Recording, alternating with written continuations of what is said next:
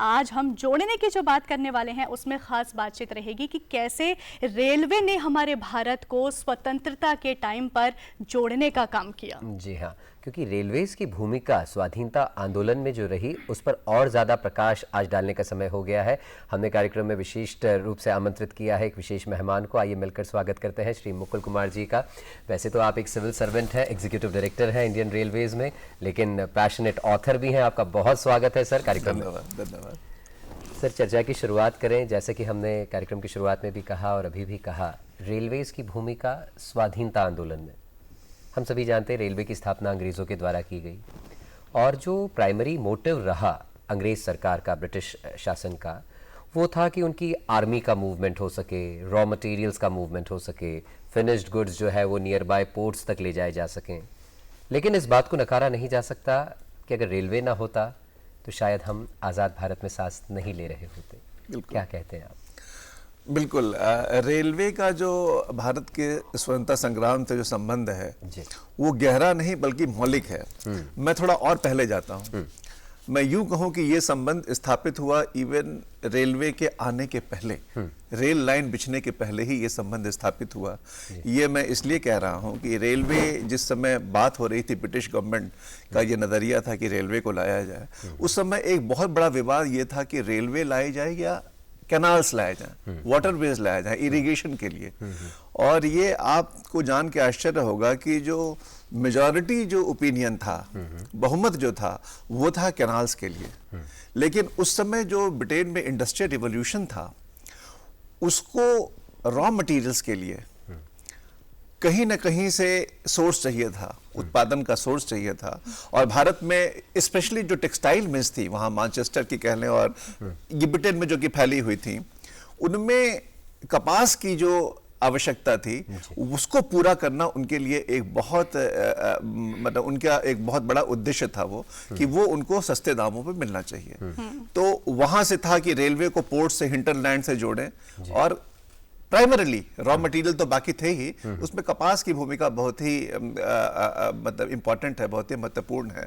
तो वहां से शुरुआत हुई और उस डिबेट को इवन इवांस बेल कह लीजिए, लॉरेंस जो हमारे पुराने गवर्नर जनरल थे, उनका ओपिनियन, कार्ल मार्क्स का ओपिनियन उस समय आया कि प्राइमरी मोटिव जो फिर ब्रिटेन का है वो है raw material, economic exploitation of the country, आर्थिक शोषण। अब इसके ऊपर जो क्रिटिक हुआ, आपने ड्रेन ऑफ वेल्थ की थ्योरी आपने दादा भाई नौरोजी की सुनी होगी कि किस तरह से भारत से जो राजस्व था, भारत का जो एक जो भारत का सोर्स था, सोर्स ऑफ इनकम जो था, वो किस तरह से ब्रिटेन में जा रहा था। और वो ईस्ट इंडिया कंपनी से ही शुरू हो गया था वो आर्थिक शोषण जो है, वो तमाम तरह से व्यापार देखे, बैलेंस ऑफ ट्रेड जो है हमारा वो कहीं ड्रेन हो रहा था, बिल्कुल ड्रेन हो रहा था। तो ये जो क्रिटिक हुआ, इसकी जो आलोचना हुई, उसी ने भारत के राष्ट्रवाद को ईंधन देने का काम शुरू कर दिया। तो रेलवे आने के पहले रेलवे ने वो ईंधन, भारत के राष्ट्रवाद की ज्योति को जलाने के लिए रेलवे की भूमिका वहां से शुरू हो जाती है। ये तो रहा एक आयाम। दादा भाई नौरोजी उस समय, रमेश चंद्र दत्त जो कि आर्थिक इतिहासकार माने जाते हैं बहुत बड़े, वो सब एक साथ इकट्ठा हुए और उनका ये मत हुआ कि ये जो है आर्थिक शोषण को रोकना है। तो कहीं ना कहीं एक राष्ट्रवाद को उसने एक बढ़ावा दिया, उसको बल देने का काम किया। दूसरा, अगर मैं कह लूं कि इसमें ये भूमिका कि अगर भारतीय रेल से ही इसका संग्राम, भारत का जो फ्रीडम स्ट्रगल है उसका संबंध जो है वो भारतीय रेल से ही नहीं, उसके पहले साउथ अफ्रीकन रेलवे से शुरू हो जाता है, जिसके बारे में हम सब लोगों को पता है। वो 1893 की घटना, मोहनदास करमचंद गांधी का फर्स्ट क्लास से ये जो है डरबन से प्रिटोरिया जाने में उनको पीटर मैरिट्सबर्ग नाम के स्टेशन से उनको फेंका गया। तो वो घटना जो है एक ऐतिहासिक घटना बनकर के रह गई। सर, मैं चाहूंगी थोड़ा सा इस घटना के बारे में आप बताएं, हो सकता है हमारे कुछ व्यूअर हो जो नहीं जानते। जी। तो ऐसा था कि वो फर्स्ट क्लास में थे और फर्स्ट क्लास में वहां पर एक उनके साथ एक को ट्रैवलर थे, वो भी यूरोपियन थे। उन्होंने ऑब्जेक्शन लिया। रेशियल डिस्क्रिमिनेशन तो बहुत ज्यादा था वहां पे, वर्ण भेद की नीति बहुत ज्यादा थी और उसमें था कि नहीं, हम इनके साथ ट्रैवल नहीं कर सकते हैं, ब्राउन के साथ ट्रैवल नहीं कर सकते हैं। तो उस समय उनको उनको कंडक्टर को बुलाया गया, टिकट कंडक्टर को बुलाया गया और उनको निकाल करके बाहर किया गया, इवन तो उनके पास फर्स्ट क्लास का टिकट था। रात में ये उस घटना को उन्होंने एक आम आदमी की तरह नहीं लिया, रात भर वहीं ठिठुरे, अपना ओवरकोट भी नहीं मांगा, ये मतलब मांगा उन्होंने, चले गए, वहीं बैठे रहे और वो आत्मचिंतन में गए। तो वहां से यात्रा शुरू होती है। उसके बाद दोबारा उन्होंने यात्रा की, पूरे साउथ अफ्रीकन रेलवे के रूल्स को पढ़ा और कि हम जा सकते कि नहीं जा सकते फर्स्ट क्लास में। तो एम्बिग्विटी थी वहां पर, बहुत क्लैरिटी नहीं थी। उस एम्बिग्विटी का फायदा उठा करके उन्होंने फिर से टिकट लिया। स्टेशन मास्टर जो था उसने कहा कि मैं टिकट आपको इशू करूंगा, पर एक शर्त पे कि आप, अगर आपको फिर से कंपार्टमेंट से बाहर किया जाता है तो आप हमारी रेलवे कंपनी के प्रति कोई मुकदमा दायर नहीं करेंगे, कोई ऑब्जेक्शन नहीं करेंगे। और फिर वो दोबारा बैठे। तो वहां से आप जो सत्याग्रह है और जो पैसिव रेसिस्टेंस की शुरुआत वहीं से हो चुकी थी, वहीं से हो चुकी थी। फिर वो ट्रैवल किया उन्होंने, बट इस बार ऐसा हुआ कि जो उनके सहयात्री थे उन्होंने ऑब्जेक्शन नहीं लिया। गार्ड जबकि आया था, वो एप्रीहेंड कर रहा था कि ऐसा कुछ होगा और वो आया था इनको निकालने के लिए, लेकिन उसने, इनके सहयात्री ने, जो को पैसेंजर था, उसने रोक दिया। फिर वो उन्होंने ट्रैवल किया। उसके बाद इस घटना से ही वो बस कूद पड़े साउथ अफ्रीका। इस घटना से एक आत्मचिंतन हुआ और यहाँ से शुरुआत हुई एक रेलवे की, अगर हम बात करें योगदान की।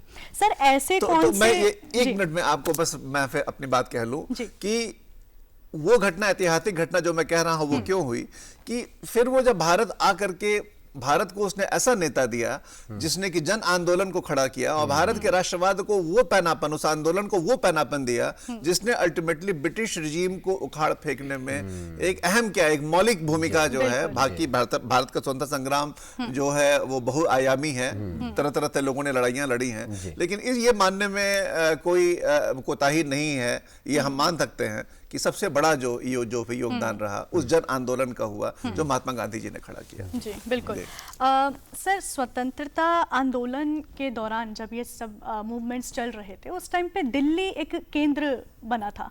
तो ऐसे में अगर पुरानी दिल्ली रेलवे स्टेशन की हम बात करें तो उससे क्या कोई खास घटना या वो कितना केंद्रित उस टाइम पे रहा? हाँ, उस समय जो पुरानी दिल्ली से ही ज्यादा गाड़ियां चलती थी। और इसको मैं आऊंगा रिवोल्यूशनरीज पर। अब मुझे आपका प्रश्न जो है वो मुझे दूसरे आयाम पे लेके आता है कि भारतीय रेल का इस्तेमाल जो है भारत के क्रांतिकारियों ने जो किया, उस समय देखेंगे कि बहुत सारी ऐसी घटनाएं हैं जो 3 तरह से भारतीय क्रांतिकारियों ने रेलवे का इस्तेमाल किया। पहला तो जो कैश जाता था ब्रिटिश गवर्नमेंट का, ट्रेजरी जो कैश जाता था, वो इनको क्रांतिकारियों को वो पैसा वो लूटते थे जो कि इनकी क्रांतिकारी गतिविधियों को बढ़ावा देने में, उसको चलाने में वो एक साधन था, एक बहुत बड़ा।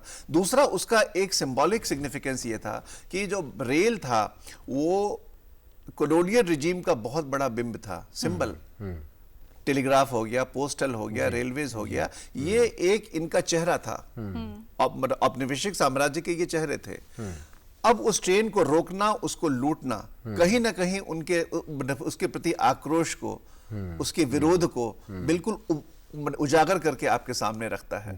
तो इसका एक दुधारी इसका सिग्निफिकेंस है। एक तो आप अपना रेसिस्टेंस शो कर रहे हैं, दूसरी तरफ आप रिसोर्सेज को केवल लूट रहे हैं विदाउट हार्मिंग द पैसेंजर्स, कि आप वो पैसा ये मान करके कि ये हमारा है। तो जो पुरानी दिल्ली की बात आपने करी, उसमें मुझे एक घटना याद आती है कि पुरानी दिल्ली से जो ट्रेन चली थी उसमें लॉर्ड इरविन का नाम सुना होगा आप लोगों ने, भारत के मतलब वास रहे थे उस समय। जो उनके ऊपर असैसिनेशन, वो कलकत्ता से ट्रैवल कर रहे थे दिल्ली, तो पुरानी दिल्ली से वो गाड़ी चली थी और जब वो वापस लौट रहे थे उस यात्रा में जो है वो बॉम्ब फेंका गया और वो बॉम्ब जो है उनके डाइनिंग कार पे जाकर के लगा। पूछे नीचे थे, उस बॉम्ब की जो प्लानिंग थी वो इतनी सटीक थी कि वो बिल्कुल नीचे थे, वायर के द्वारा, अंडरग्राउंड वायर के द्वारा वो बॉम्ब का एक्सप्लोजन डायनामाइट की तरह प्लान किया गया था।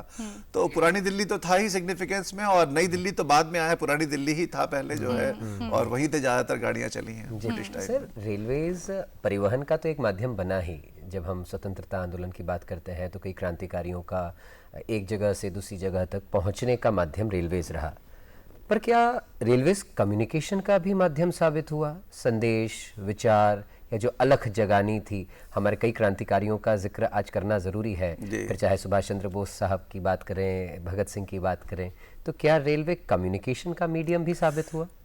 कम्युनिकेशन का मीडियम साबित होने में क्रांतिकारियों की भूमिका नहीं रही। वो किस तरह से रही उसके ऊपर मैं बाद में आऊंगा, लेकिन जो आप कहते हैं कि देशभक्ति के अलग जगाने में, लोगों को जोड़ने में, ये काम तो महात्मा गांधी ने किया। जब वो 1915 में फाइनली साउथ अफ्रीका थे, जब वो भारत आए, उस समय 1915 में आए तो गोखले जी ने इनको सलाह दिया कि पहले भारत के आंदोलन में कूदने से पहले या भारत के लोगों को इकट्ठा करने के पहले भारत को समझो। भारत को समझने का सबसे बेहतर तरीका है कि यात्रा करो। और यात्रा जो कि रेल आ चुकी थी 1915 में, तो रेल काफी विकसित हो चुकी थी, तो उस यात्रा का उपयोग करो भारत की आत्मा को समझने से। भारत की वो तुमको लोगों से जोड़ेगा। तो इसीलिए पॉलिटिकल गुरु माने जाते हैं गोखले जी। और गांधी जी ने बिल्कुल 1-1.5 साल जो है वो पूरी यात्रा की देश, और वो यात्रा जो है बहुत निर्णायक साबित हुई उनके राजनीतिक मतलब कैरियर में। लोगों से ही नहीं जुड़े। मैं उसमें एक बड़ी यहाँ एक रोचक घटना मैं बताना चाहूँगा कि जब वो जाते थे, लोगों से बातचीत करना, हर स्टेशन पे रुकना, लोगों को पता लगने लगा था कि हाँ महात्मा गांधी साउथ अफ्रीका की ख्याति लेकर के आए थे थोड़ी, बट वो ख्याति उस समय उतनी नहीं थी जो बाद में हुई जब वो दर्शन के लिए लोग उम्र पड़ते थे। फिर भी वो बैकग्राउंड जो साउथ अफ्रीका का था, उससे ऑलरेडी उन्होंने उनके चेहरे को काफ़ी हद तक दृष्ट कर दिया था उसने। और एक घटना मैं यहाँ बताना चाहूंगा, बहुत रोचक घटना, कि महात्मा की जो छवि है, मोहनदास करमचंद गांधी से महात्मा गांधी बनने की जो यात्रा है उनकी, उस यात्रा में 3 बिंब का मैं नाम लूंगा। एक तो धोती, एक धोती को हम खादी से भी जोड़ सकते हैं। दूसरा, उनको 3rd क्लास में ट्रैवल। आप देखिए कि रेलवे की भूमिका 3rd क्लास ट्रैवल से उन्होंने जब किया, उसके ऊपर मैं बाद में आऊंगा। पहले मैं आता हूं उस धोती के ऊपर, लॉयन के ऊपर। मद्रास से मदुरई की यात्रा के दौरान जब ये लोगों को बायकॉट और स्वदेशी का पाठ उस समय दे बोल रहे थे कि भाई भारतीय कपड़े पहनो, सारे लोगों ने तो फॉरेन के क्लोथ पहने हुए हैं। उस समय लोगों ने कहा, कुछ लोगों ने आकर के इनसे कहा कि खादी तो बहुत महंगा है, हैंडस्पन है, हम अफोर्ड नहीं कर सकते। वो दिल को छू गया कि भारत इतना गरीब है कि अपने बनाए हुए कपड़े को पहनने में अगर ये कह रहे हैं कि अगर ये महंगा है तो मैं आज से कपड़े नहीं पहनूंगा। तो रेलवे का योगदान जब मैंने पूरा पढ़ा तो मैं बिल्कुल रोमांचित हो उठा हूं कि ये रेलवे की जो भूमिका है वो बहुत ही सेमिनल, बहुत ही मौलिक है कि महात्मा की छवि को देने में उनकी धोती को भी दिया। दूसरा, 3rd क्लास की बात अगर करें तो 3rd क्लास ट्रैवल करने से 2 चीज हुई। एक तो लोगों से जुड़े, दूसरा ये हुआ कि 3rd क्लास की जो अपैथी थी, उसकी जो कंडीशन थी, उसकी स्थिति इतनी खराब होती थी, चाहे वो बैठने की सुविधा ले लें, चाहे वो वहाँ पे शौच की सुविधा ले लें, टॉयलेट्स की सुविधा, चाहे वो वहाँ खाना जो बिकता था स्टेशनों पर, फिर उसके इतनी गंदगी थी और लोग बिल्कुल जानवरों की तरह भरे रहते थे, कहीं कोई रेगुलेशन नहीं था। बेटे, उसने औपनिवेशिक साम्राज्य की जितने इस तरह के पहलू थे जो लोकहित में नहीं थे, जो अपैथी शो करता है बिल्कुल, उसको उजागर करने में रेलवे ने बहुत भूमिका निभाई। तो मैंने ये देखा कि रेलवे ने राष्ट्रवाद के लिए जो ईंधन है वो रेलवे ने बिल्कुल भरपूर मात्रा में इसको दिया है। गांधी की छवि बनाने में कह ले या राष्ट्रवाद के लिए, तो एक रेलवे सिंबल हो गया कॉलोनियल रिजीम का कि जो कुछ औपनिवेशिक साम्राज्य में गलत है वो रेलवे के थ्रू जो है वो उजागर होकर के लोगों के पास बिल्कुल लोगों के समक्ष प्रस्तुत हो जाता था। बिल्कुल। अब क्रांतिकारियों की अगर बात करें, अब कुछ बोल रहे थे। सर, क्रांतिकारी से पहले आपने स्टेशन का जिक्र किया था अभी अपने विचार में, तो मैं इससे जानना चाहती हूँ कि एक रेलवे पक्ष हो गया, रेलवे की भूमिका हमने आप बता रहे हैं, ऐसे में प्लेटफॉर्म्स की और स्टेशन की भी एक अलग भूमिका जरूर रही होगी। जो मेरे जहन में आता है वो मैं आपसे एक बार साझा करना चाहती हूँ कि प्लेटफॉर्म्स पर जो आम नागरिक थे उन्होंने प्रदर्शन किए या नारे किए, इस तरह से जो वो स्वतंत्रता सेनानी थे उनके साथ में जुड़ने का काम किया। तो बाकी की भूमिका क्या रही वो आप बताइए। रेलवे स्टेशन तो कहा जाता है कि वो आंदोलन का बहुत बड़ा थिएटर बन गया था, साइट्स ऑफ मास नेशनलिज्म वो कहते हैं। अब मैं बताता हूँ, जब गांधी ने ख्याति प्राप्त कर ली, नॉन कॉर्पोरेशन मूवमेंट के समय जो उनकी यात्राएं होती थी, तो स्वदेशी हुआ, बायकॉट हुआ, पैसिव रेजिस्टेंस हुआ। इस पे अब कम समय में आपको लोगों को सारी बातें बतानी हैं, तो जो स्वाधीनता का जो पार्ट था कि नॉन वायलेंस, अहिंसक ढंग से कैसे अपने आप को कंडक्ट करना है, कहाँ पर अपने आप को रोकना है, अपने व्यवहार को कहाँ पर नियंत्रित करना है ताकि वो हिंसा में न ये कन्वर्ट हो। तो लोग जब इकट्ठा होते थे तो जो उसका ट्रेन का हॉल्ट होता था वो गांधी जी, पीलीभीत कह लीजिए, गोरखपुर कह लीजिए, मतलब बहुत सारे ऐसे स्टेशन, बंगाल का एक स्टेशन वो है एक काठियावाड़ गुजरात में है, जहां पर कि ये जब जाते थे तो दो तरह से काम होता था। एक तो कांग्रेस में 4 आना का सब्सक्रिप्शन था, तो लोगों को पाठ पढ़ाना, तो स्वाधीनता का पाठ पढ़ाते थे, राष्ट्र आंदोलन से जोड़ने की जो उनकी मुहिम थी वो, उसमें रेलवे स्टेशन ने बहुत बड़ी भूमिका निभाई। फंड कलेक्शन, जो कि आंदोलन को तो फंड चाहिए था, पैसे चाहिए थे चलाने के लिए। वहां मैं बताऊं, उस हॉल्ट के दौरान गांधी जी इतने मेटिकुलस थे कि उस हॉल्ट के दौरान 4-5 बंगाल का एक स्टेशन है, काठियावाड़ है, ऐसे कई सारे स्टेशन हैं, गोरखपुर हो गया, जहां पर कि उसी हॉल्ट के दौरान चादरें बिछती थी, लोग अपना पैसा डालते थे और वो fund collection with in the halt time लेकर के वो मतलब वापस ट्रेन में। आप बिल्कुल रोमांचित हो जाएंगे कि रेलवे स्टेशंस की जो भूमिका रही है, साइट्स ऑफ मास, इसको नेशनलिज्म कहा जाता है, राष्ट्रवाद का एक बहुत बड़ा एक केंद्र के रूप में रेलवे इमर्ज हो गया। तो गांधी ने दोनों तरह से इस्तेमाल किया, ट्रेन जब रुकती थी तो उसका भरपूर इस्तेमाल, और ट्रेन जब चलती थी तो उसका इस्तेमाल। अब सर, क्रांतिकारियों पे अगर हम आना चाहें कि क्रांतिकारियों का कैसे जुड़ाव रहा, क्या अभियान संचालित कर पाए, रेल कैसे माध्यम बनी क्रांति में? क्रांतिकारियों ने, अब मेरी बात उस समय अधूरी थी कि इसलिए मैं फिर ओल्ड दिल्ली पे आप पर ये आ गया था। क्रांतिकारियों ने 3 ब्रॉड तरीकों से रेलवे का इस्तेमाल किया है। पहला तो जो मैंने कहा कि करेंसी जो थी उसको लूटना। दूसरा, जितने अलोकप्रिय ब्रिटिश ऑफिशियल्स थे जो अपने अमानवीय व्यवहार के लिए बहुत ज्यादा जो कि बदनाम थे, उन पर असैसिनेशन अटेम्प्ट्स किए गए। एक उसमें एंड्रयू फ्रेजर का नाम है, उनके ऊपर असैसिनेशन अटेम्प्ट किया। लॉर्ड इरविन की बात ये जो मैंने आपसे की उन पर किया गया। और एक मुझे घटना याद आती है, अलीपुर गैंग, आप बंगाल में एक बहुत ही फेमस था, मानिक तोला कॉन्स्पिरेटर्स और अलीपुर गैंग।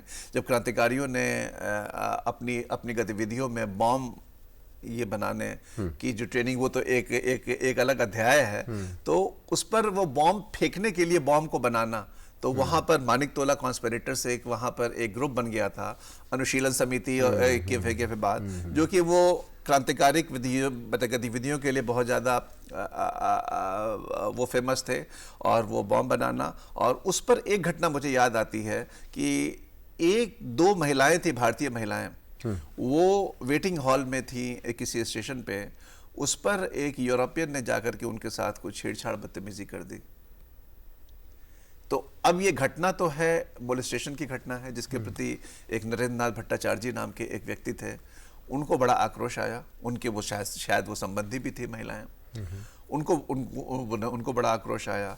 उन्होंने वो जूट मिल के कोई ऑफिशियल थे वहाँ पे, कलकत्ता के जूट मिल के ऑफिशियल थे, और वहाँ से एक ट्रेन जाती थी सबअर्बन, जो एम्प्लॉयज़ को लेकर के रोज़ शाम को उस स्टेशन से गुजरती थी जी। अब उन्होंने प्लान किया कि उसको तो ख़त्म करना है, और उसको ही नहीं ख़त्म करना है। देखिए यहाँ पर 2 चीज़ें जुड़ रही हैं। एक वो घटना जो है, उस घटने को आप एक वाइडर कॉन्टेक्स्ट में, एक आप उसको बड़े संदर्भ में जोड़ के देखने की कोशिश करें कि वहां पर जो एक औपनिवेशिक साम्राज्य के प्रति जो आक्रोश है, वो कहीं ना कहीं उस आक्रोश से मिल गया है। बिल्कुल, कि ये गोरे हैं और ये हमको इस तरह से उन्होंने हमारे साथ व्यवहार किया है। तो वो व्यवहार केवल एक औरत की छेड़छाड़ के प्रति जो आक्रोश है, वो ना हो करके वो एक एंटी कॉलोनियल कॉन्शसनेस जो थी, वो चेतना जो थी, वो चेतना उसमें कहीं जाकर के फिर मिल गई थी। अल्टीमेटली उन्होंने बॉम्ब फेंका।